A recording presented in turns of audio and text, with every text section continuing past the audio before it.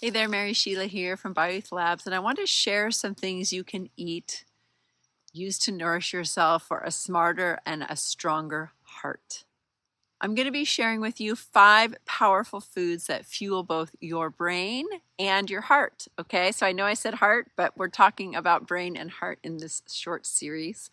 And these are simple additions that you can do to reduce inflammation, to support cognition and help your body age with strength and grace. Okay. So this is so important because this is all about how we age, right? And as we age, we might see our parents and or our friends or our siblings or other people that are aging not so gracefully. And it's kind of scary. And if we're related to them, it might feel even more scary. So I just want us all to know, like, there's a lot we can do. There is a lot we can do every single day, every choice we make. So these are some of the foods that you want to eat often because they taste good and they work, okay?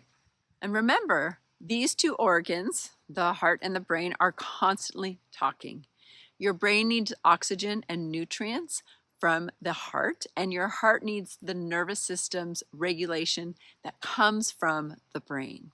What you eat makes that communication stronger. Here are a few of my favorite foods to help support these two systems. One is beets. Why beets?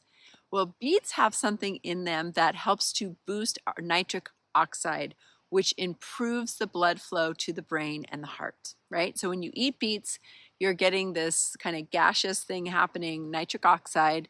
We say no, NO2, and it helps to boost our circulation. It's very protective against blood pressure regulation. So it's just a great nutrient found in beets. So when you eat beets, you're getting that. The next one is wild salmon, which is packed with omega-3s for brain cell health and anti-inflammatory power.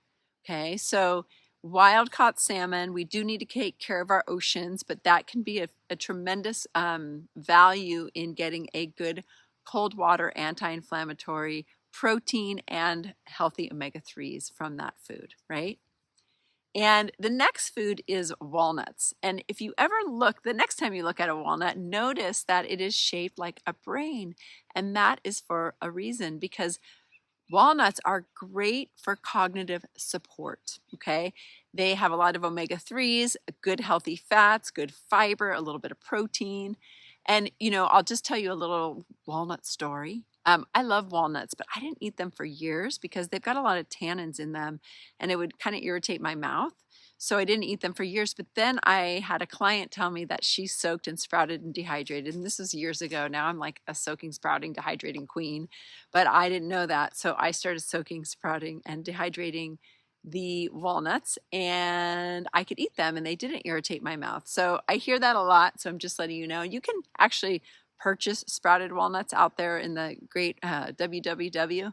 So you could search for those, but also just know that that is another way to enjoy them. And they're very nutrient dense that way. They're very bioavailable and you get rid of some of the anti-nutrients.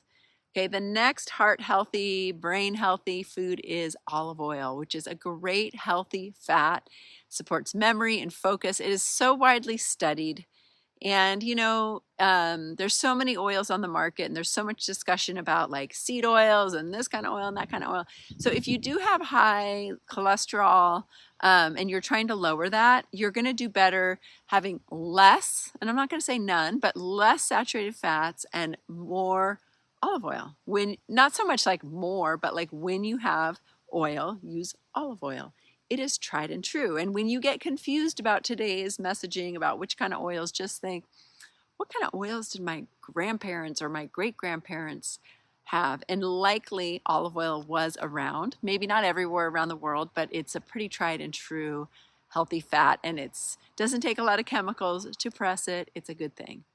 The next is dark leafy greens that are full of folate, magnesium, and antioxidants, and that supports circulation and detoxification.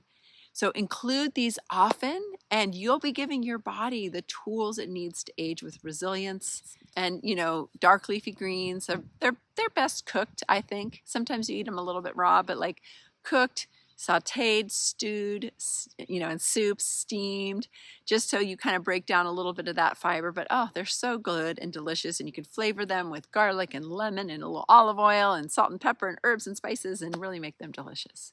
Sometimes people say they don't like greens, but maybe you haven't cooked them right. So, it's worth like looking into it a little bit more. Or maybe someone you love who loves them can cook you up some greens sometime. And, but mostly what I want to say, yes, take your supplements, but really find the foods that are nourishing and helpful for that heart-brain connection. Thank you for watching. Thanks for being a part of the BioEase Labs community, and I will see you next time. Have a good one.